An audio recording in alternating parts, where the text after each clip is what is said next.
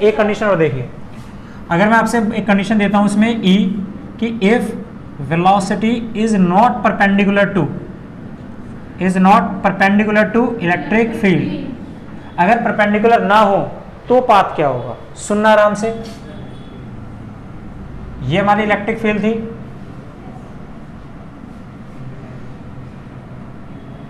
अगर ये electric field है, ये पॉजिटिव से नेगेटिव, ये हमारी इलेक्ट्रिक फील्ड की डायरेक्शन होती है। बेटा प्लीज देखो यहाँ पे, this is the direction of electric field, और मैंने इसमें एक चार्ज पार्टिकल को ऐसा शूट किया कि उसकी वेलोसिटी इलेक्ट्रिक फील्ड के परपेंडिकुलर नहीं है। ये क्या है, दिस इज u। और ये देखो जरा, ये सबसे ज्यादा इंपॉर्टेंट है,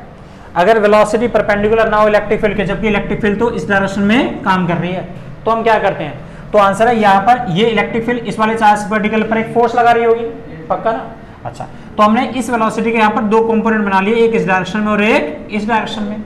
तो मान लो इस कंपोनेंट किसी के साथ बना, इस कंपोनेंट के साथ एंगल कितना बन रहा है, थीटा। तो अगर इस कंपोनेंट के साथ एंगल थीटा बन रहा है तो u के दो कंपोनेंट बनाओगे तो इधर कितना आ गया, u cos थीटा, और इधर कितना आ गया, u sin थीटा। अब तुझे पता है इलेक्ट्रिक फील्ड फोर्स तो इधर लगा रही है, जब इलेक्ट्रिक फील्ड फोर्स इधर लगा रही है तो ये फोर्स इस वाली डायरेक्शन में जो वेलोसिटी है u कितना sin थीटा, क्या उसे बदल देगा, नहीं। अगर ये इधर 10 से मूव कर रहा था तो क्या इधर 9 से मूव कर रहा है, ये इधर, तो आंसर नहीं बता सकते, किससे कोइंसाइड करेगा, थीटा। तो जिधर जितना थीटा ज्यादा होगा, इसकी थीटा की वैल्यू जितनी बढ़ेगी, इसकी वैल्यू उतनी कम होती चली जाएगी और उसकी वैल्यू बढ़ जाएगी। नहीं बेटे, साइन की वैल्यू थीटा पे चेंज बढ़ जाती है ना, तो ये जितना इधर झुकेगा उतना उधर से वैल्यू बढ़ गई तो इसकी वैल्यू इंक्रीज हो जाएगी। तो मतलब ये वाली फोर्स इस डायरेक्शन की, ये वाली फोर्स इस डायरेक्शन में जो वेलोसिटी है u sin थीटा, इसे अफेक्ट नहीं कर सकती क्योंकि ये उसके 90 डिग्री पे है। लेकिन इस डायरेक्शन में तो फोर्स काम करेगी, अगर इस डायरेक्शन में फोर्स लगेगी तो इस u cos थीटा इसकी वेलोसिटी पर सेकंड पे इंक्रीज कर देगी। तो चलिए शुरू करते हैं, इसका पाथ कैसा होगा। तो अगर ये हमारी इलेक्ट्रिक फील्ड है, ये दिस इज इलेक्ट्रिक फील्ड, तो देखिए जी, तो यहां से जैसे ही चार्ज पार्टिकल इधर मूव करना शुरू करता है तो हम देखते हैं कि शुरू में इसकी वेलोसिटी कितनी थी, ये वाली वेलोसिटी, ये इतनी, इनकी कंपोनेंट, तो हमने देखा ये किधर मूव करके गया, ये इधर ही तो मूव करके गया। उसके बाद अगले सेकंड में हमने देखा कि इसकी वेलोसिटी फिर से क्या हुआ, तो इलेक्ट्रिक फील्ड इधर फोर्स लगा रही है, तो जब फोर्स इधर लगाएगी तो इसकी वेलोसिटी पहले इतनी थी, तो अब इसकी वेलोसिटी पहले से बढ़ गई। लेकिन ये पहले भी वेलोसिटी इतनी थी, अभी भी उतनी ही रहेगी क्योंकि इस डायरेक्शन में तो कोई फोर्स नहीं है, तो एक्सीलरेशन तो कुछ होगा नहीं। तो हमने फिर से देखा इस वाले चार्ज पार्टिकल की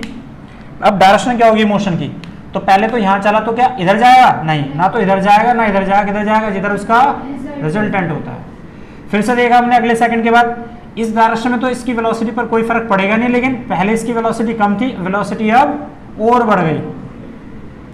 अब बढ़ गई तो ना तो ये इस डायरेक्शन मूव करेगा ना इधर, किधर मूव करेगा, जहां इनका रिजल्टेंट होगा।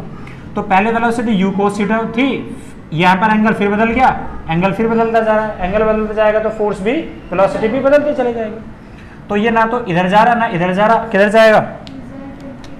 ए रिजल्टेंट की तरफ। वो कैसा है, ऐसा है। फिर से एक सेकंड के बाद क्या देखते हैं, ना तो इधर जा रहा, इस डायरेक्शन में कितनी वेलोसिटी है उतनी है, लेकिन यहाँ पर इसकी वेलोसिटी कैसी होगी, पहले से और ज़्यादा बढ़ गई, और ज़्यादा बढ़ गई तो हमने क्या देखा, ए कैसे जाएगा, इधर जाएगा। फिर से क्या ऑब्जर्व करा, पाथ कैसा हो गया, तो इसका मतलब ट्रिजेक्टरी विल बी पैरेलल। नहीं है समझ में, ओके। लेकिन होगी कितनी, फिर से यहां से यहां तक का जो डिस्टेंस है उसे हमने कितना मान लिया, x, इसे कितना मान लिया, y, तो फिर से वही सेम एक्सप्रेशन, तो कितना हो गया, तो नाउ ट्रेवल इन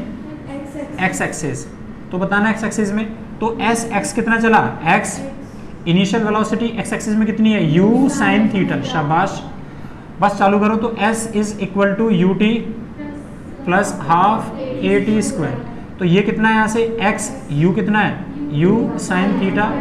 और इंटू t, और ये कितना हो गया 0। भाई एक्सेलरेशन तो कितना है इसमें 0, दिस वन, तो रखो जी इसकी वैल्यू, तो टाइम कितना लगा, t is equal to x upon में u sin थीटा, इक्वेशन फर्स्ट। अब देखो जी, इतने टाइम में जो इसने यहाँ से तक का टाइम लिया, उतने टाइम में इसने कितना डिस्टेंस ट्रेवल करा, यही तो करा, नहीं तो उतने टाइम में ये यहाँ भी तो पहुँच गया, तो now distance cover in y axis, तो बोल y एक्सिस में कितना होगा, तो हमें पता है S Y is equal to Y, और एक्सेलेरेशन y एक्सिस में कितना होता है ई क्यू अपॉन में m, और इनिशियल वेलोसिटी x एक्सिस में कितनी है 0, जबकि टाइम उसने कितना लिया x अपॉन में u साइन थीटा।